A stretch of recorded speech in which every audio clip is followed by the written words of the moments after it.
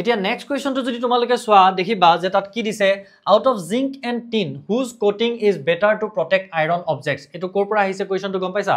unit 2 corrosion part 2 যে corrosion নহবৰ কাৰণে যে মেটেল বিলাকৰ ওপৰত আমি বেলেগ মেটেলৰ লেয়াৰ বহাই দিও হে তাৰ পৰা হদিছে যদি আমি আইৰণৰ ওপৰত জিংক বা টিন ব্যৱহাৰ কৰিবলৈ বিচাৰিছো তেতিয়ালে জিংক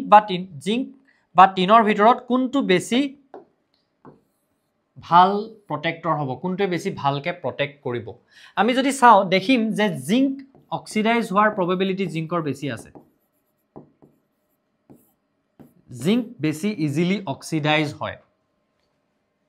এটা corrosionটো কি হয় corrosionটো এটা অক্সিডেশন প্ৰসেসই হয় যদি metal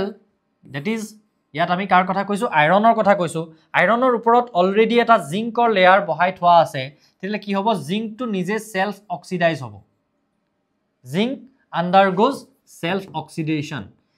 zinc undergoes self oxidation to protect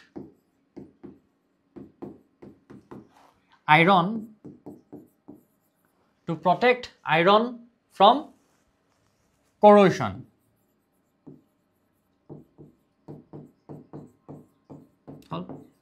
answer to লিখিয়ে দিলো আমি